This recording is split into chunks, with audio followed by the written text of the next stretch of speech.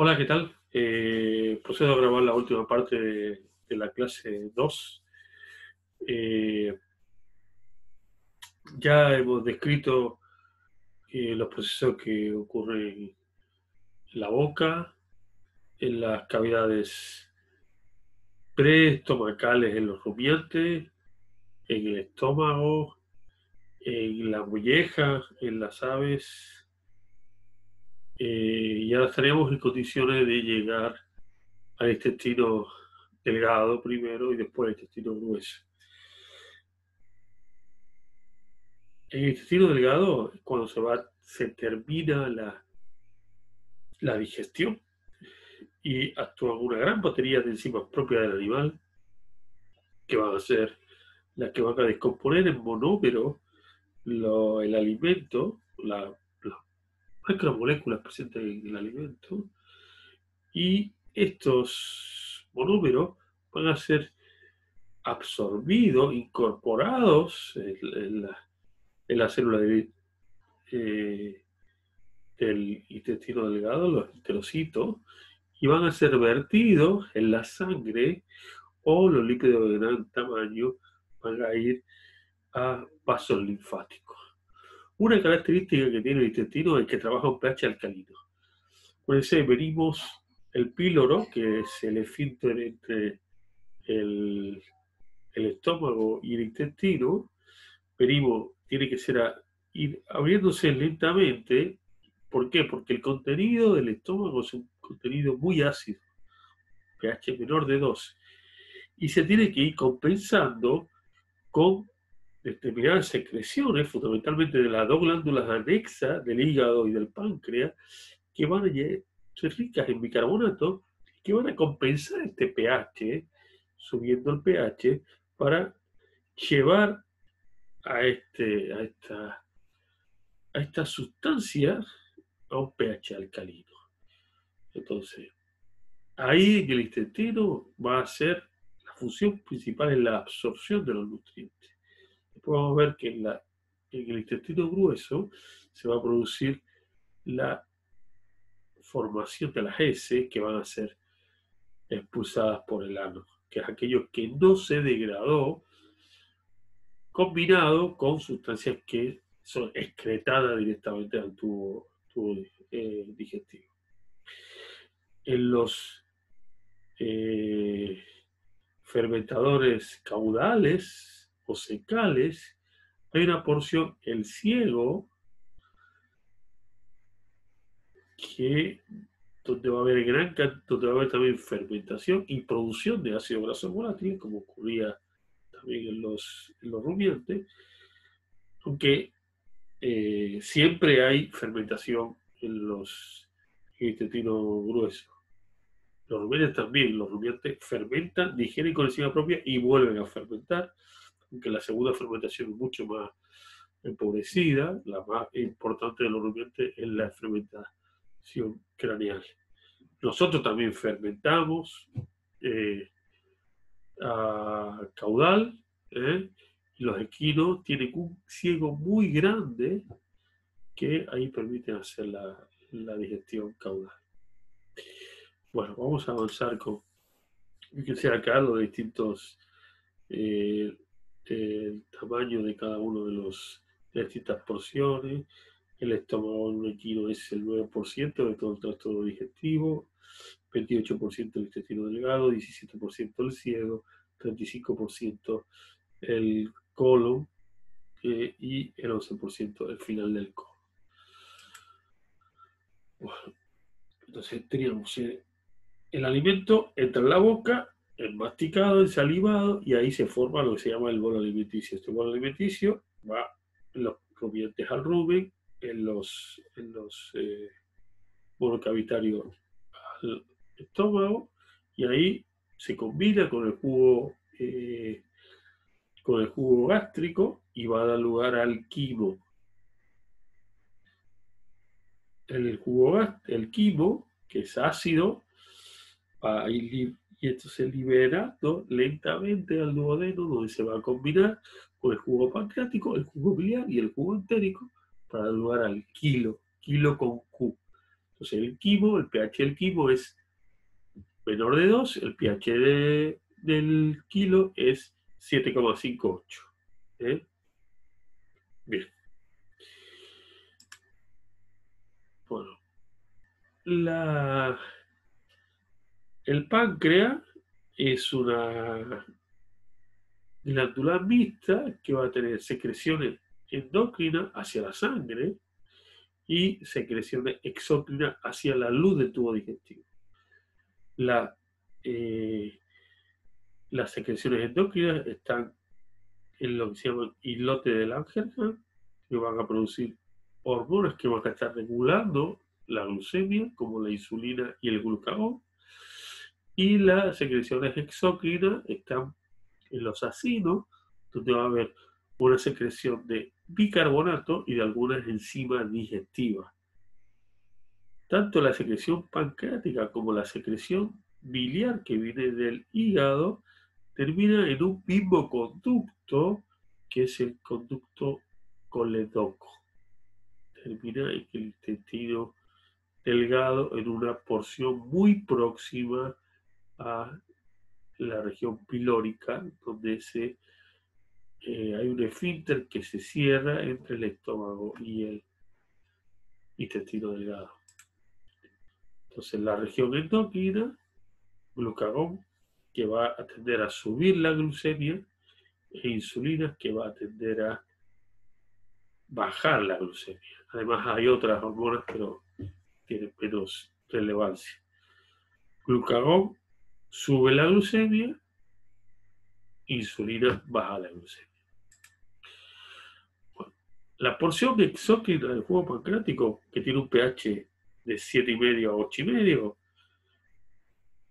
produce un gran volumen para el tamaño del páncreas y está produciendo proteasas que son inactivas, como pasaba con el pepsinógeno, son enzimas que se producen inactivas y hay un mecanismo de activación allá donde tienen que funcionar. ¿Y por qué pasa esto? Porque si la enzima fuera activa, degradarían las propias enzimas, las propias proteínas de sus propias células, y eso estaríamos con que las enzimas que degradan el alimento son las mismas que degradarían el animal. Para evitar esto, se forma la proteasa de forma inactiva y hay un mecanismo de activación. En este caso, la proteasa de forma inactiva es el tripsinógeno, que se activa a tripsina por la acción de una proteína, la enteroquinasa, que va a estar presente en el duodeno. Entonces, el vertido del jugo pancreático, el tripsinógeno está inactivo, pero cuando llega al duodeno, ahí se activa y se origina la tripsina. Además, las otras enzimas que hay es la milasa pancreática, que degrada almidón, y la lipasa pancreática, que degrada grasas. El componente orgánico, que es el que tira del pH para arriba, es el bicarbonato. El sistema biliar, fíjense acá, el sistema biliar tiene el hígado, que es la glándula lexa más grande, va a producir la bilis, la va a almacenar en la vesícula biliar, con la excepción del equino, que no presenta vesícula biliar, y es liberada por el mismo conducto donde es liberado el páncreas. Bueno, entonces está bien. Entonces, el jugo biliar o la bilis es producida en el hígado por los hepatocitos, se acumula en la vesícula biliar, tiene un pH también de 7,5 a 8 y desemboca en el mismo conducto que el pancreático.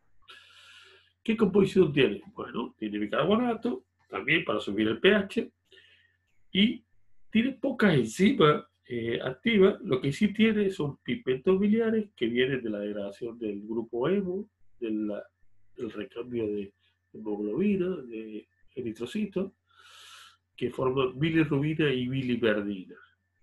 Y ácidos biliares. Los ácidos biliares son muy importantes porque van a emulsionar grasa. Y esa emulsión de la grasa es importante para que la relación superficie-volumen de la bola de grasa, de la micelas de grasa puedan ser atacadas por la lipasa pancreática y gástrica. Pero bueno, entonces estos ácidos biliares son muy importantes, son tan importantes que se reciclan, hay una recirculación enterohepática, esos se absorben en el duodeno y vuelven a mandarse vía sangre al hígado. Bien. Estos ácidos biliares son derivados del colesterol y son necesarios para la absorber de muchas proteínas liposolubles. Componente de la bilis de vuelta, acá está, poca enzima, sales biliares y pigmentos biliares son los más importantes, y los pigmentos biliares, muchas veces cuando hay alguna obstrucción, algún problema hepático, se visualiza rápidamente por una hiperbilirubinemia, un alto contenido de bilirrubina en sangre que se pone de manifiesto por un color amarillo en el blanco de los ojos. Y el jugo entérico es mucho menor en cuanto a volumen, es un pH también neutro ligeramente básico, que tiene bicarbonato y otras sales, pero uno de los componentes más importantes es la enteroquinasa, que acuérdense, activaba el tripsinógeno, y además tienen alguna enzima digestiva que ya dan los últimos pasos, la digestión de dímeros o oligómeros, algunos de los cuales van a tener una digestión membranosa, quiere decir, estas enzimas que dan el último paso están ligadas por grupos, por ácido graso a la membrana, de tal manera que ahí donde se produce la conversión a estos sustratos que pueden ser absorbidos, pegados a la membrana y rápidamente se absorben. Fíjense cómo es, ya lo hemos hablado, de cómo es la superficie apical del tubo digestivo para aumentar la absorción. Tiene vellosidades, que son estas estructuras así, y estas vellosidades, a su vez, dentro hay células y estas células tienen microvellosidades. Una gran cantidad de superficie para favorecer la absorción. Acá tendríamos las vellosidades y dentro de estas células habría microvellosidades que no se aprecian.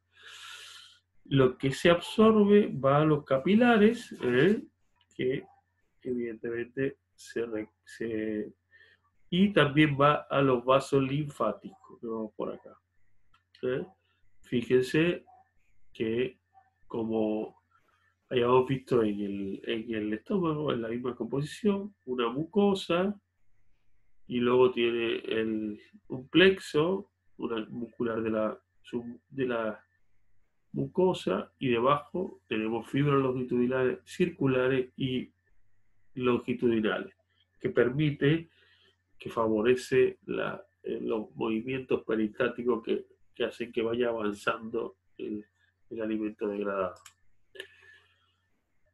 Entonces, prácticamente no hay absorción hasta la llegada del estómago, con la excepción del rumen, en el que sí vemos absorción de ácido graso blando y amoníaco, y que el agua se absorbe pocas cantidades de agua y sales y glucosa, pero que el sitio principal de la absorción es el intestino delgado, y el agua se absorbe mayoritariamente en el colon, donde se deshidrata previo a la eliminación por el ano.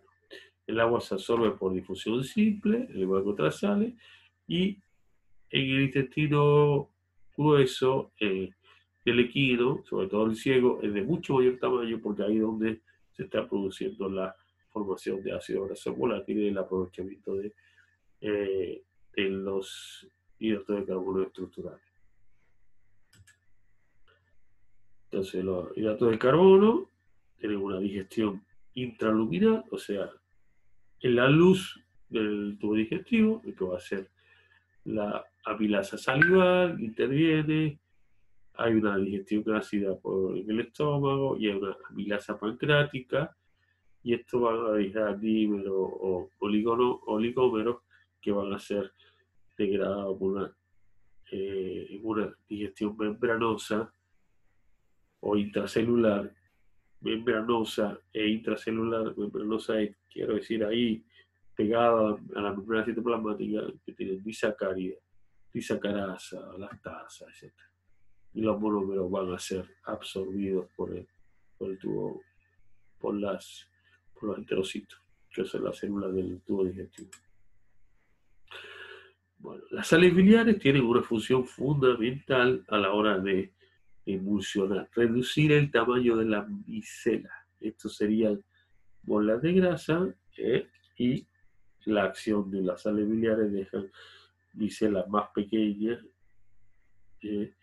más solubles, que tienen más superficie, una mejor relación superficie-volumen y que pueden ser atacadas por la lipasa, dejando a un lado los ácidos grasos y los glicerols.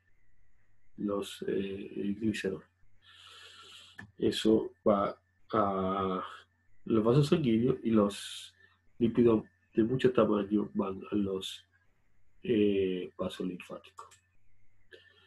Todo esto que se absorbe, acuérdense que había una excepción en el sistema circulatorio, que había una vena que volvía a capilarizarse. Esa es la vena porta hepática. También hay una vena porta en la hipófisis, pero esta vena porta hepática se ramifica, capilariza en los hepatocitos, y de ahí los hepatocitos, en función de las cantidades absorbidas y de la necesidad que tenga el cuerpo, van a ser una gran, va a funcionar de filtro.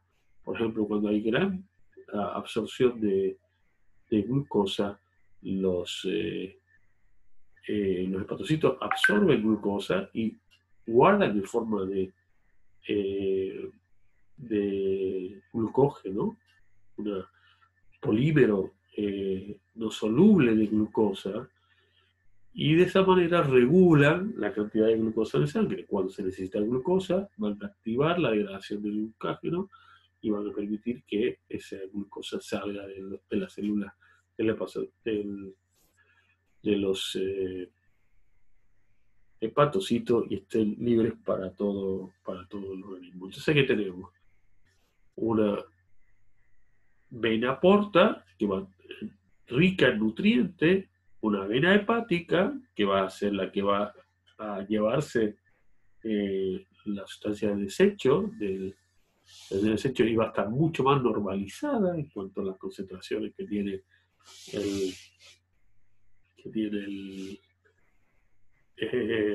la homeostasis o las variaciones de la sangre. Vamos a tener una arteria hepática que va a nutrir y va a oxigenar a los hepatocitos. Vamos a tener un conducto biliar, por donde va a ir el contenido que va a almacenarse en la vesícula biliar, y acá ya tenemos el coledoco y el duodeno, todas las distintas regiones, las distintas tubuladuras que llegan y salen del hígado. Bueno, y con esto terminamos la clase. Bueno, nos vemos el miércoles. Chao.